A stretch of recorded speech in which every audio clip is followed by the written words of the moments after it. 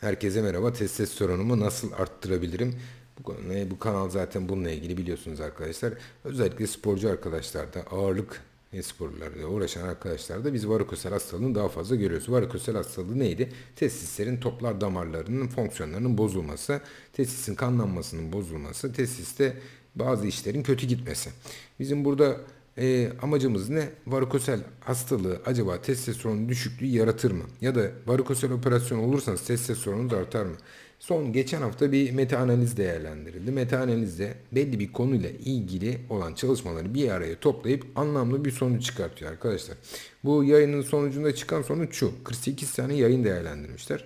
Hastanın testosteronu ister 300'ün altında olsun, ister 300'ün üstünde olsun, bu sınır değer, alt sınır değer. Biz varikosel operasyonu yaptığımız zaman testosteron artıyor mu artmıyor mu hastanın?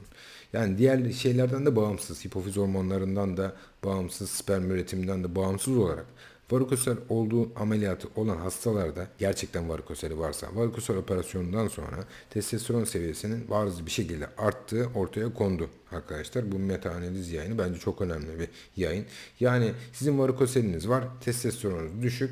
Bence en mantıklı şey varikoselektomi operasyonu olmak arkadaşlar. Çünkü bu ameliyatlardan sonra P değeri çok anlamlı olacak bir şekilde testosteron seviyesinin arttığı ortaya kondu. Neden? Çünkü operasyondan sonra ne oluyor?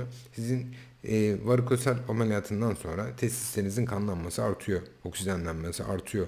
O kirli kan hızlı bir şekilde sirküle olmaya başlıyor. Testislerin sıcaklığı düşüyor arkadaşlar. Ve sıcaklığı düştüğü zaman buradaki hücreler, testosteron üreten hücreler, sperm üreten hücreler daha iyi bir şekilde çalışmaya başlıyor. Ve operasyon açıkçası nasıl yapıldığı çok önemli. Nasıl yapıldığı çok önemli.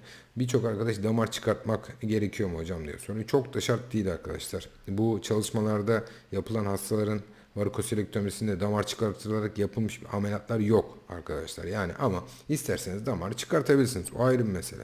Ama damar çıkartılmadan yapılmış arkadaşlar bu çalışmada. 48 tane yayında hiçbirisinde damar çıkartılmadan yapılmış. Aynı zamanda hastalara özel olarak mikroskop kullanılmış arkadaşlar. Mikroskop önemli varikosel ameliyatında. Arkadaşlar bir de Doppler kullanıyoruz arkadaşlar. Doppler çok önemli. Onu söylemek lazım. Neden? Doppler kullandığınız zaman atar damarı net bir şekilde görebiliyorsunuz. Ve atar damarı tespit ettiğiniz için ameliyatın başarı oranı çok daha artıyor. Bunu söylemek lazım. Bu şekilde yapıyorum ben varikosel operasyonlarını. Yani sonuç olarak eğer varikoseliniz varsa, testosteronunuz düşükse, bununla ilgili şikayetleriniz de varsa eğer varikoselektomi operasyonu olmanızda bence hiçbir sakınca yok. Testosteron seviyeniz artacaktır. Cinsel isteksizlik, sertleşme sorunu gibi şikayetleriniz düzelebilir arkadaşlar.